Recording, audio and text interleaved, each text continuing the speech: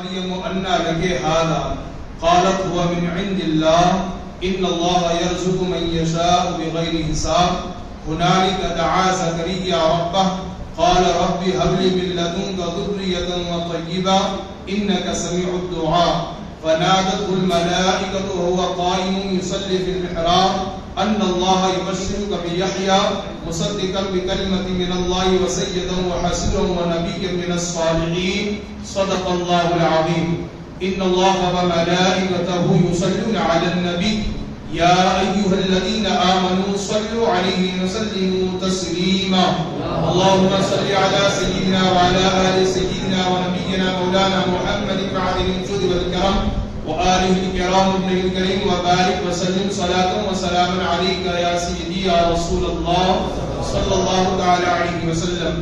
حضرات گرامی، اللہ تبارک و تعالیٰ کا بے پناہ شکر اور احسان ہے کہ اللہ تبارک و تعالیٰ نے ہمیں اور آپ کو اپنے فضل و کرم سے اور اپنے پیارے حبیب صلی اللہ علیہ وسلم کے صدقہ و طفیل تراویح کی نماز با جماعت ادا کرنے اور آج کی اس بابرکت محفل میں بیٹھ کر کچھ قرآن کی باتیں سننے کا اللہ نے موقع عطا فرمایا.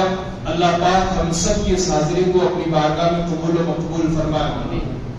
قرآن میں اللہ تعالیٰ ارشاد فرماتا ہے کلما دخل علیہا زکریا المحراب، جب حضرت زکریا علیہ السلام حضرت مریم کے محراب کے پاس جاتے وجد عندها رزقا، وہاں پر بے موسم کا پھل پاتے. قال، حضرت زکریا علیہ السلام نے فرمایا یا مریم انا لکے ھذا، اے مریم یہ پھل تمہارے پاس کہاں سے آتے ہیں؟ قالت هو من عند اللہ، عیسیٰ کی ماں حضرت مریم رضی اللہ تعالیٰ عنہ کہتی ہے کہ یہ پھل اللہ کے پاس سے آتے ہیں. ان اللہ یرزق من یشاء بغیر حساب، مزید وہ کہتی ہے کہ بے شک اللہ جسے چاہتا ہے اسے بے حساب روزی عطا فرماتا ہے. ہنالک دعا زکریا ربہ، وہیں پر کھڑے کھڑے حضرت زکریا علیہ السلام نے اپنے رب سے دعا کی. کیا دعا کی؟ قرآن کہتا ہے قال رب هب لي من لدنك ذرية طيبة، کہا اے میرے رب تو اپنی جانب سے مجھے پاک اور صاف ستھری اولاد عطا فرما. انك سميع الدعاء، بے شک تو ہی دعاؤں کا سننے والا ہے. فنادته الملائكة وهو قائم يصلي في المحراب، اور فرشتوں نے انہیں ندا دی درا حالے کہ وہ نماز میں کھڑے تھے محراب میں. ان اللہ یبشرک بیحییٰ، کہ بے شک اللہ تمہیں جناب یحییٰ کی بشارت عطا فرماتا ہے. مصدقا بکلمۃ من اللہ وسیدا وحسورا ونبیا من الصالحین، جو اللہ کی طرف ایک کلمے کی تصدیق کرے گا اور سردار اور ہمیشہ کے لیے عورتوں سے بچنے والا اور نبی ہمارے خاصوں میں سے ہوگا. یہ آیت کریمہ ہے جس کا ترجمہ میں نے آپ کو پڑھ کر کے سنایا. اب اس کا شان نزول پس منظر کیا ہے اور اس سے کیا نتائج اور کیا ہمیں سبق ملتا ہے وہ بھی میں آپ کے سماعتوں کے حوالے کرتا ہوں. سب سے پہلے اس بات کو ذہن میں رکھیں، عیسیٰ علیہ السلام جو اللہ کے نبی ہیں ان کی ماں کا نام ہے حضرت بی بی مریم رضی اللہ تعالی عنہا. اب حضرت بی بی مریم رضی اللہ تعالی عنہا کے والدہ ماجدہ کا نام کیا ہے؟ حضرت حنا رضی اللہ تعالی عنہا. اور ان کے والد کا نام یعنی حضرت بی بی مریم کے والد کا نام حضرت عمران. ٹھیک ہے، تو حضرت بی بی مریم کی جو ماں ہے نا حضرت حنا، انہوں نے اللہ کی بارگاہ میں دعا کی تھی، ایک منت مانگی تھی، اے اللہ جو کچھ میرے پیٹ میں ہے اگر یہ بچہ ہوا یا جو کچھ پیدا ہوا میں تیرے گھر کی خدمت کے لیے اسے وقف کر دوں گی، بیت المقدس کی خدمت کے لیے صاف صفائی کے لیے اسے آزاد کر دوں گی. یہ منت مانگی تھی کس نے؟ بی بی مریم کی ماں حضرت حنا نے. کچھ دنوں کے بعد حضرت بی بی مریم کی ولادت ہوئی اور جب بی بی مریم پیدا ہوئی تو حضرت حنا نے رب سے کہا مولا میں نے لڑکا مانگا تھا، اگر لڑکا ہوتا تو اچھا ہوتا. قرآن میں رب نے فرمایا یہ لڑکی ہزاروں لڑکوں سے بہتر ہے، یہ لڑکی ہزاروں لڑکوں سے بہتر ہے. پھر چونکہ آپ نے منت مانگی تھی اس لیے اسی وقت لے جا کر کے جو بیت المقدس کے جو تمام ولیوں کے تمام عالموں کے جو امام تھے حضرت زکریا علیہ السلام، حضرت حنا نے بی بی مریم کو ان کے حوالے کر دیا. اور حضرت زکریا علیہ السلام جو ہے یہ رشتے میں حضرت بی بی مریم کے خالو تھے.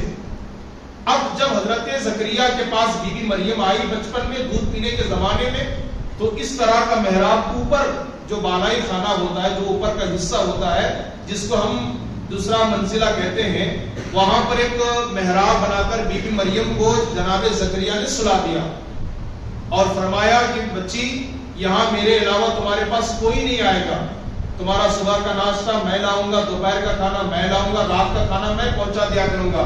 ایک خاص بات، اور بچے ایک سال میں جتنے بڑے ہوتے تھے بی بی مریم ایک دن میں اتنی بڑی ہوتی تھی، اور بچے ایک سال میں جتنے بڑے ہوتے تھے بی بی مریم رضی اللہ تعالیٰ عنہ کی یہ کرامت ہے کہ وہ ایک دن میں اتنی بڑی ہوتی تھی جتنے اور بچے ایک سال میں بڑے ہوتے تھے۔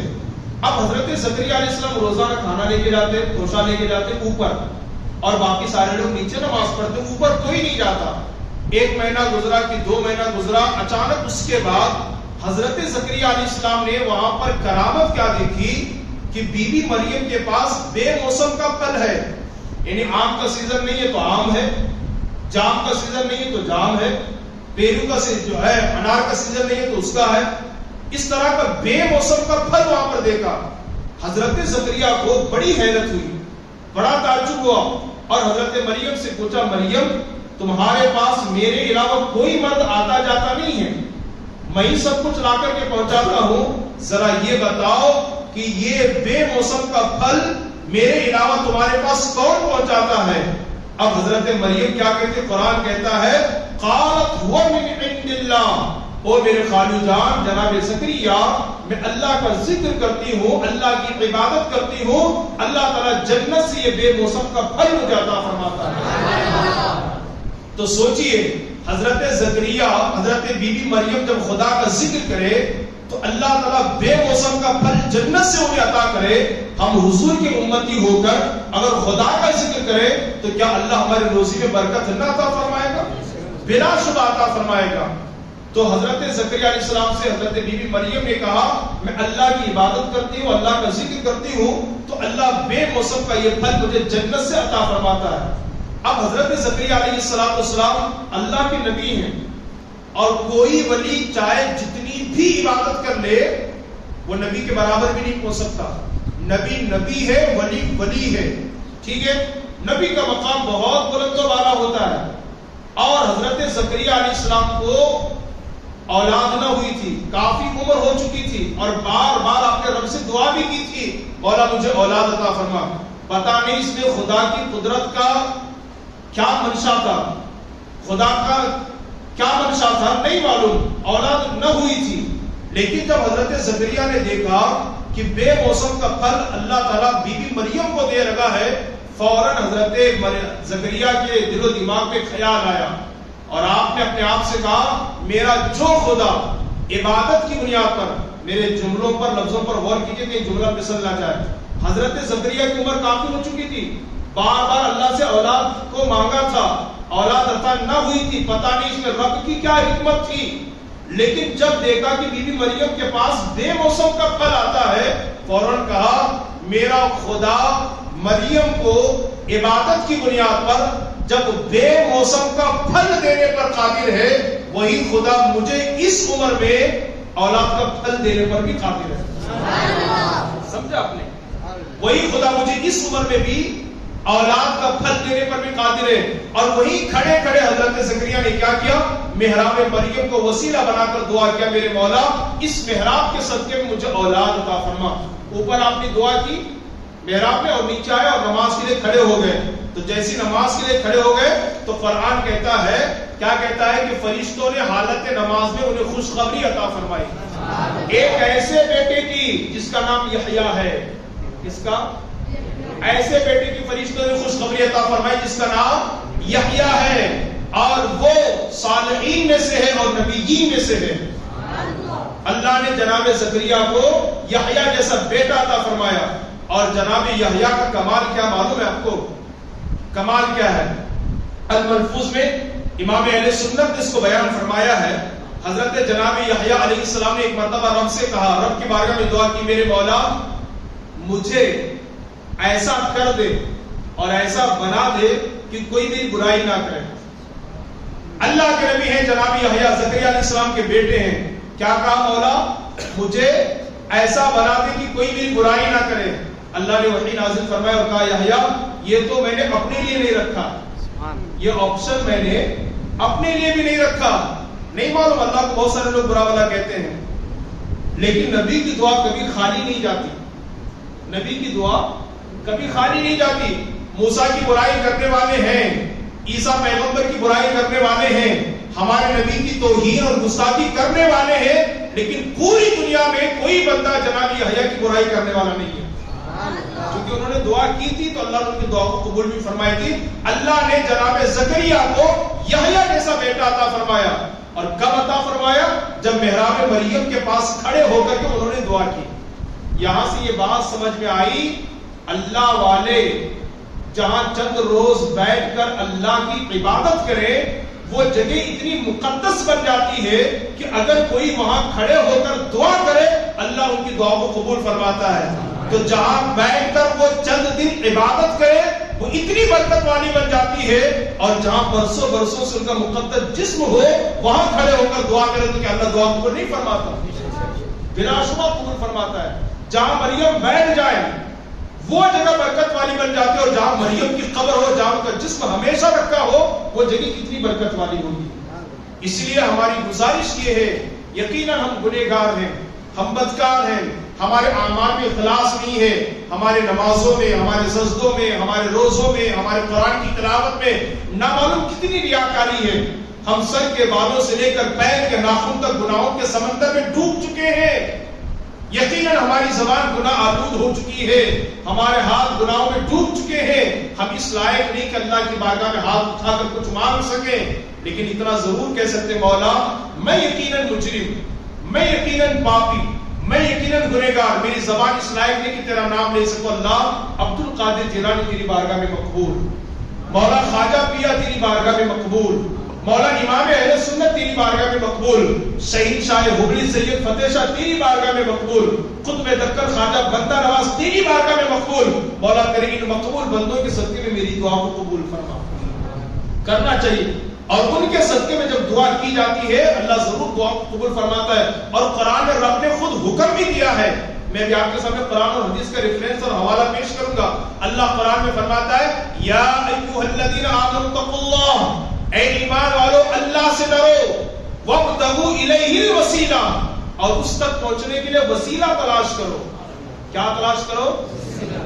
یہ میک بغیر وسیلے کے چل نہیں سکتا, ٹھیک, یہ پنکھے بغیر وسیلے کے چل نہیں سکتے. ہم جنت میں بغیر وسیلے کے کیسے جائیں گے؟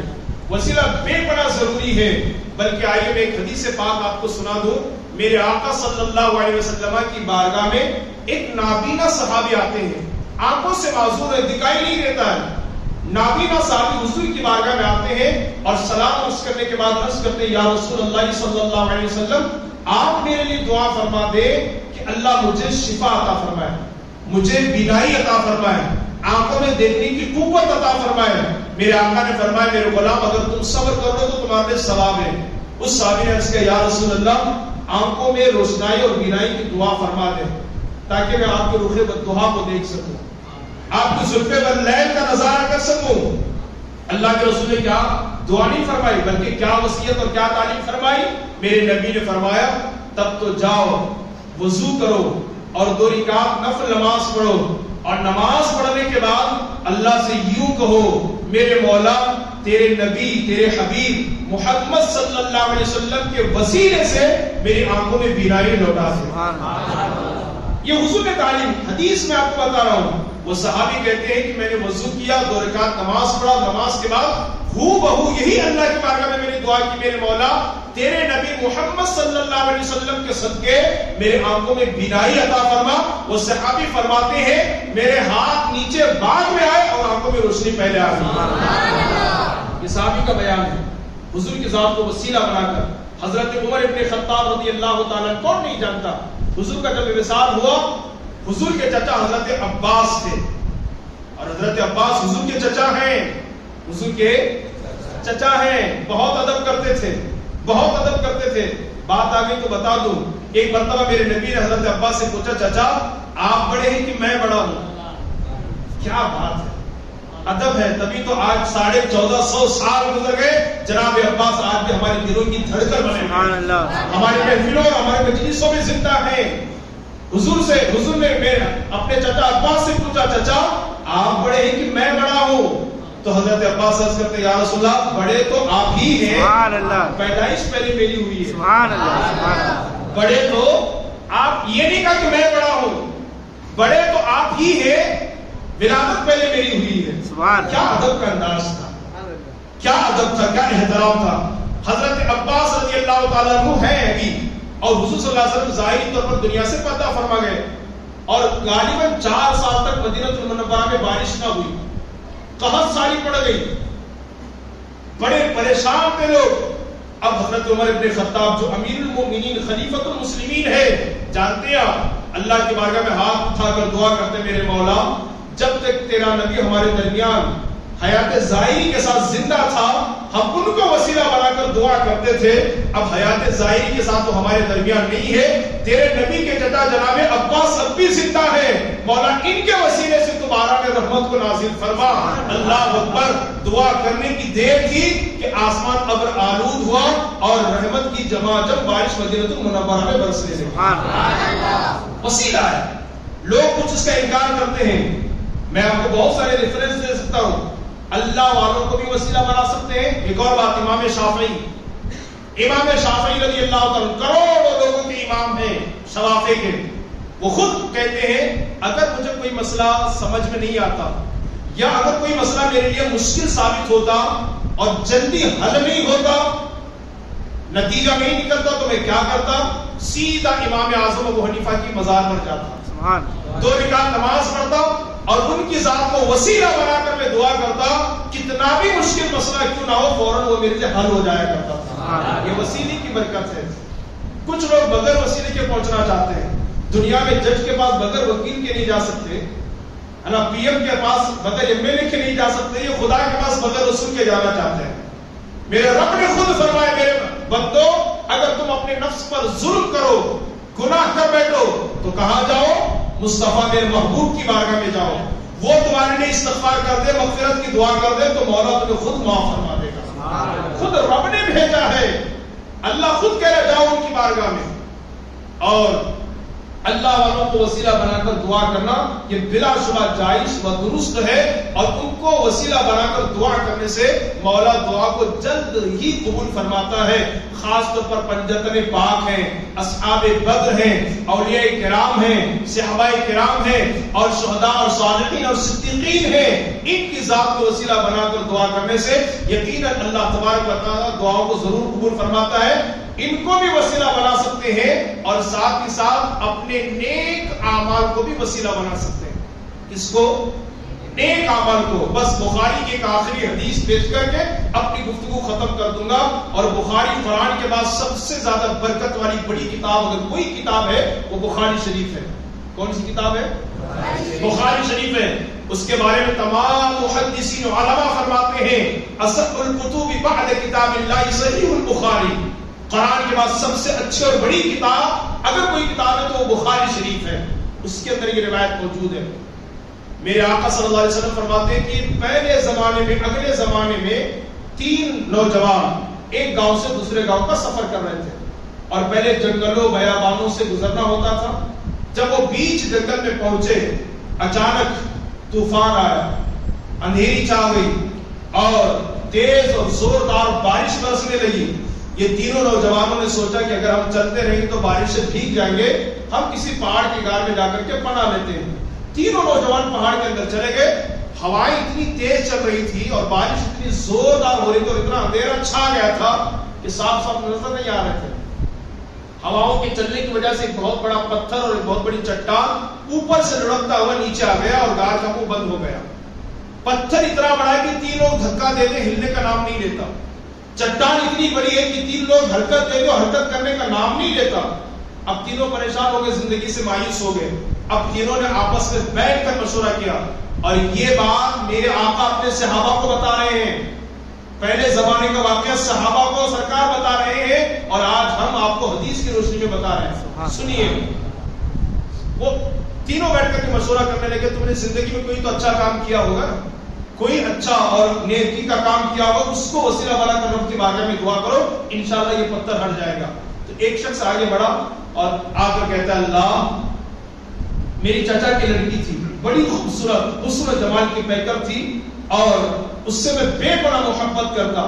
ایک مرتبہ ایسا ہوا کہ تنہائی ہوئی، میں اس کے بہت قریب ہوا، قریب تھا کہ میں تیری نافرمانی کرتا اور زنا جیسے بدترین گناہ میں گرفتار ہو جاتا۔ جیسے میں قریب ہوا، اسے ٹچ اور مس کرنا چاہا، میرے چچا زاد بہن نے مجھ سے کہا اے میرے بھائی، کوئی دیکھے یا نہ دیکھے پر اللہ ضرور دیکھ رہا ہے۔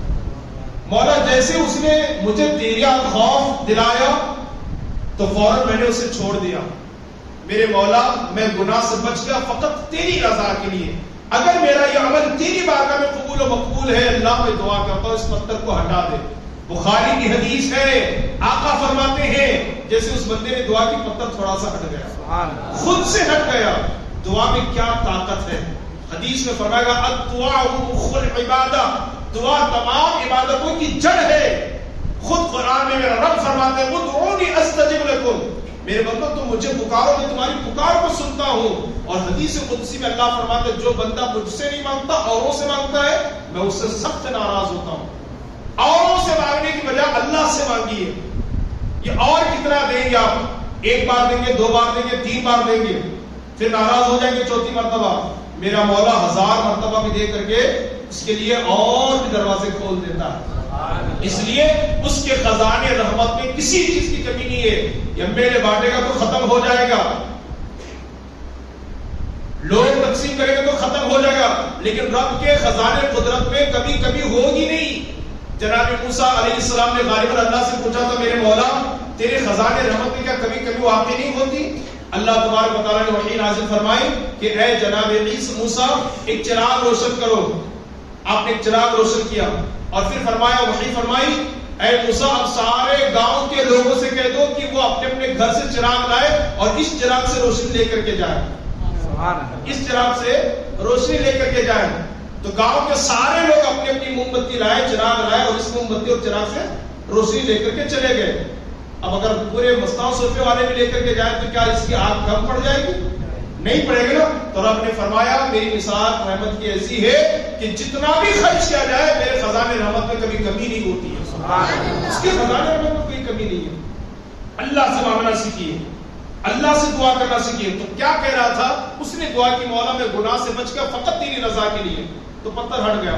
اب دوسرا بندہ آگے آیا اور آ کر کہتا ہے میرے مولا ایک مرتبہ کی بات ہے کہ میں بکریاں چراتا تھا اور بکریاں چراتے چراتے ایک مرتبہ میں بہت دور چلا گیا اور جب واپس لوٹا تو میرے بوڑھے ماں باپ بھی تھے اور میری بیوی بچی بھی تھے اور میں اکثر و بیشتر اور ہمیشہ پہلے اپنے بوڑھے ماں باپ کو دودھ پلاتا پھر بعد میں بیوی بچوں کو دودھ پلاتا۔ ایک مرتبہ جب میں تاخیر سے گھر لوٹا، گھر پہنچا تو دیکھا رات کافی ہو چکی تھی، بیوی بچے تو بیدار ہیں، ماں باپ سو چکے ہیں۔ میرے چھوٹے چھوٹے بچوں نے میرے قدموں کو اور میرے دامن کو پکڑ کر ابا ہمیں دودھ چاہیے، بھوک لگی ہے۔ لیکن میرے رب میں نے اپنے بچوں سے کہا میرے بیٹو مجھ پر تم سے زیادہ حق میرے والدین کا ہے، میں جب تک اپنے ماں باپ کو پیٹ بھر دودھ نہ پلاؤں تمہیں دودھ نہیں دے سکتا۔ اے اللہ میرے بچے روتے رہے، میرے بچے بلکتے رہے، میری بیوی تڑپتی رہی، سوال کرتی رہی، لیکن میں انہیں منع کرتا رہا اور ماں باپ کو بھی نہ اٹھایا کہ کہیں ان کی نیند میں خلل باقی نہ ہو۔ میرے مولا آدھی رات کے بعد خود بخود میرے ماں باپ اٹھ گئے، اس کے بعد میں نے انہیں دودھ پیش کیا، انہوں نے پیٹ بھر کے دودھ پیا، پھر سو گئے۔ اس کے بعد میں نے اپنے بچوں کو دودھ پلایا، اپنی بیوی کو دودھ پیش کیا۔ اللہ میں نے اپنے ماں باپ سے یہ محبت اور یہ خدمت صرف اس لیے کی تاکہ تو راضی ہو جائے۔ اللہ میرا یہ عمل تیری بارگاہ میں قبول و مقبول ہے، میں اس عمل کو وسیلہ بنا کر تیری بارگاہ میں دعا کرتا ہوں اللہ پتھر کو ہٹا دے۔ اس کی دعا میں قبول ہو کر پتھر ہٹ گیا، پتھر ہٹ گیا۔ ابھی بھی اتنا نہیں ہٹا کہ وہ نکل سکے۔ پھر ایک تیسرا آدمی آگے بڑھتا ہے اور کہتا ہے میرے مولا ایک مزدور میرے پاس کام کرتا تھا اور روزانہ صبح سے شام تک کام کرتا اور شام کو مزدوری لے کر کے چلا جاتا۔ ایک مرتبہ ایسا ہوا کہ صبح سے لے کے شام تک اس نے کام کیا اور مزدوری لیے مگر یوں ہی چلا گیا۔ اس کی ایک دن کی مزدوری سے میں نے ایک بکری کو خریدا، اس ایک بکری سے 2 3 4 بلکہ ایک بکریوں کا ریبڑ ہو گیا۔ چند سالوں کے بعد وہ میرے پاس لوٹ کر کے آیا اور آ کر مجھے سلام کیا اور کہا مالک میں آپ کا وہ پرانا نوکر ہوں. میں نے کہا ہاں میں تجھے جانتا ہوں. اس نے مجھ سے کہا میرے مالک آپ کو یاد ہوگا ایک دن میں نے صبح سے لے کے شام تک مزدوری کی تھی اور مزدوری لیے بغیر کام کا پیسہ لیے بغیر یوں ہی چلا گیا تھا. اگر آپ کو یاد ہے تو میری مزدوری مجھے لوٹا دیں. کئی سال ہو گئے تھے اور بہت کچھ میں نے بکریاں جمع کیا تھا اس کی مزدوری سے. تو اے اللہ میں نے اس سے کہا یہ جتنی بکریاں ہیں یہ ساری کی ساری تیری ہے تو لے کر کے جا. مولا اس نے مجھ سے کہا آپ مجھ سے مذاق کرتے ہیں؟ میں نے کہا نہیں مذاق تو نہیں کرتا. تیری ایک دن کی مزدوری سے ایک بکری میں نے خریدی تھی اور اللہ نے اس میں اتنی برکت عطا فرمائی ہے کہ اتنی ساری بکریاں ہو گئی. اس لیے ان سب بکریوں پر صرف تیرا حق ہے تو لے کر کے چلے جا. اللہ اے میرے اللہ میں نے صرف تیری رضا کے لیے ساری بکریاں اس نوکر کو دے دیا. مولا میرا یہ عمل اگر تیری بارگاہ میں قبول و مقبول ہے اللہ تو اس پتھر کو ہٹا دے اور ہمیں نجات عطا فرما. میرے آقا فرماتے بخاری کی حدیث ہے چٹان پوری کی پوری ہٹ گئی اور صحیح سلامت و تیر و جوان پہاڑ کی گھاٹ سے نکل کر اپنے منزل مقصود کو پہنچ گئے. سبحان اللہ. سوچئے اللہ والوں کو بھی وسیلہ بنانا جائز, نیک اعمال کو بھی وسیلہ بنانا جائز. آپ کسی کے پریشانی میں گرفتار ہو گئے کوئی تو عمل ہوگا نا آپ کا, کوئی تو آپ کی نیکی ہوگی جس سے صرف آپ جانتے ہوں گے اور آپ کا رب جانتا ہوگا. مولا اس سے بڑی میرے لیے مصیبت کیا ہو سکتی ہے؟ اللہ میرے اس عمل کے صدقے میں میری اس مصیبت کو دور فرما. اللہ شیخ عبد القادر جیلانی کا واسطہ, اللہ محبوب الہی نظام الدین اولیاء کا واسطہ, اللہ قطب دکن خواجہ بندہ نواز گیسو دراز کا واسطہ, اللہ پنجتن پاک کا واسطہ, اللہ اصحاب بدر کا واسطہ, شہداء کرب و بلا کا واسطہ میری پریشانی کو دور فرما. اگر آپ کے اندر خلوص ہے اور للہیت ہے میں پورے یقین کے ساتھ کہتا ہوں کہ اللہ تعالیٰ ضرور آپ کی دعا کو قبول فرمائے گا. جب محراب مریم کے پاس جناب زکریا کی دعا قبول ہو سکتی تو ہماری کیوں نہیں ہوئی؟ ضرور ہوگی. اس لیے گزارش یہ ہے اللہ والوں کی ذات کو وسیلہ بنائیں, اپنے نیک اعمال کو وسیلہ بنائیں. بغیر وسیلے کے ہم خدا تک نہیں پہنچ سکتے, وسیلہ ضروری ہے. اور ایک شعر بڑا ہی مشہور ہے, وصل مولا چاہتے ہو تو وسیلہ ڈھونڈ لو. میرے امام فرماتے ہیں لوگوں وصل مولا چاہتے ہو, وصل کا معنی ہوتا ہے اللہ کی ملاقات, اللہ کی ملاقات چاہتے ہو, وصل مولا چاہتے ہو تو وسیلہ ڈھونڈ لو. بے وسیلہ نجدیو ہرگز خدا ملتا نہیں, بے وسیلہ نجدیو ہرگز خدا ملتا نہیں. اور جس کو بھی اللہ ملتا ہے وسیلے سے ہی ملتا ہے.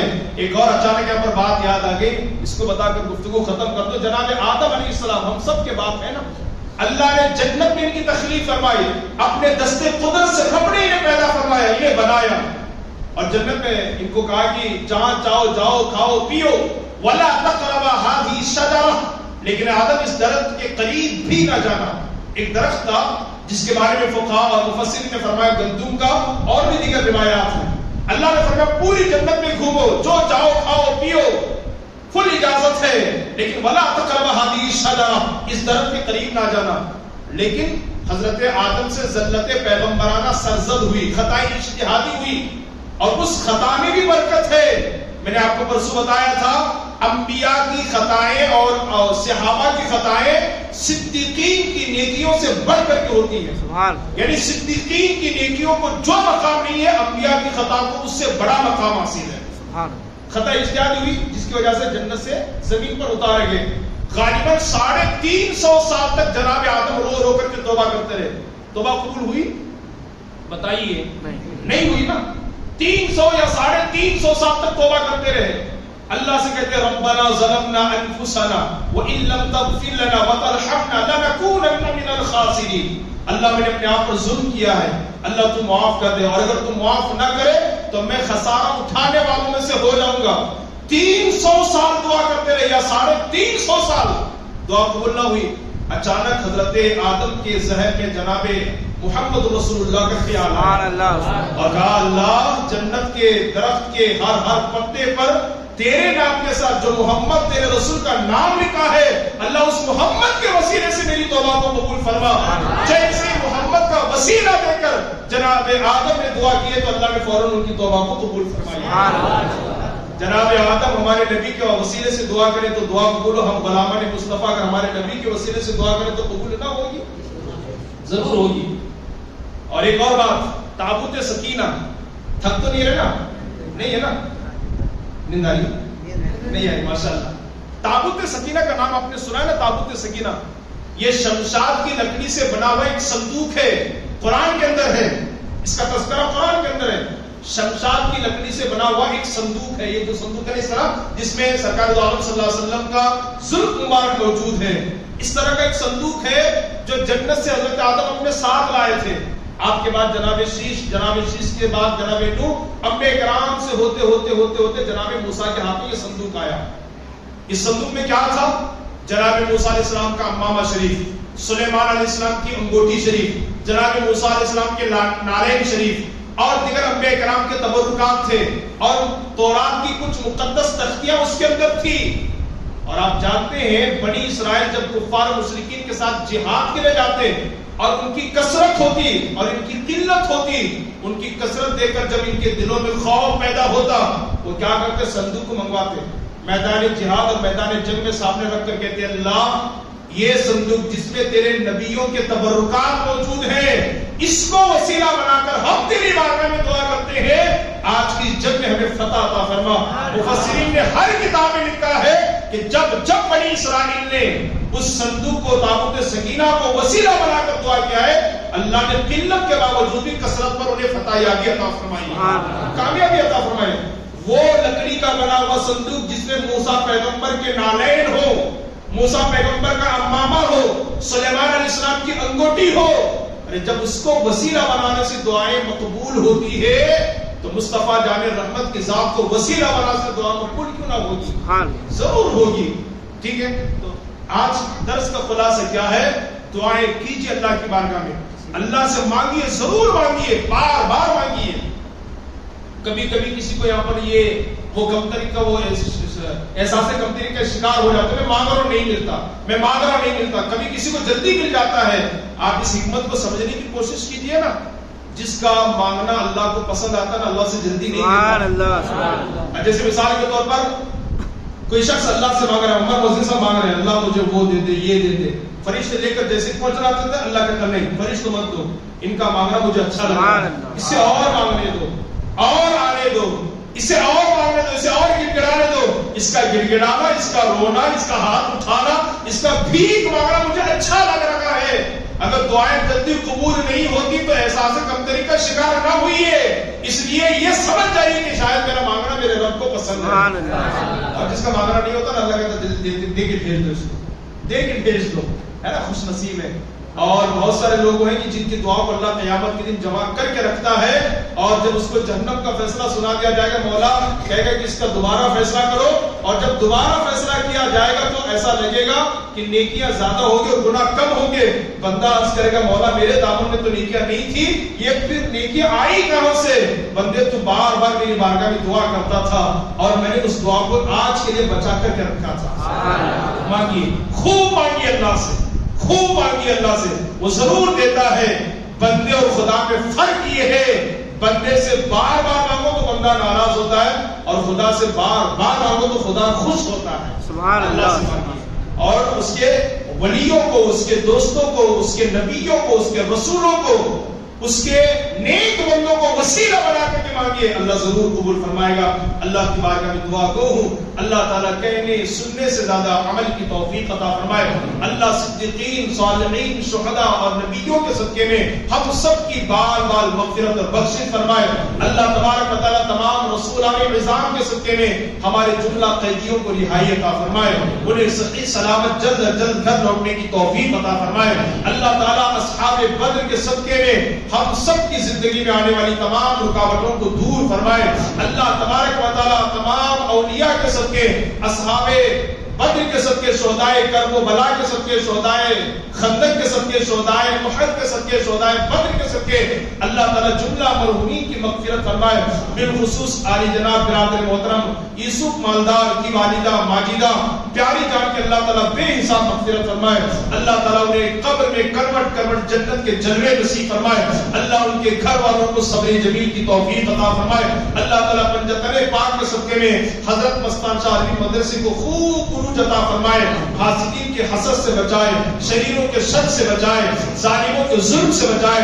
جتنے بھی علماء اہل سنت بیمار ہیں اللہ سب کو شفا عطا فرمائے، اللہ ان کے سائے عاطفت کو ہم پر دراز سے دراز تر فرمائے، اللہ ہماری مسجدوں کی، ہماری خانقاہوں کی، ہمارے مدارس کی، ہمارے درگاہوں کی حفاظت عطا فرمائے، اور بالخصوص اللہ پنجتن پاک کے صدقے میں ہماری ماں بہن بیٹیوں کی عزت اور آبرو کی حفاظت عطا فرمائے۔ وما علینا الا البلاغ۔ السلام علیکم ورحمۃ اللہ وبرکاتہ۔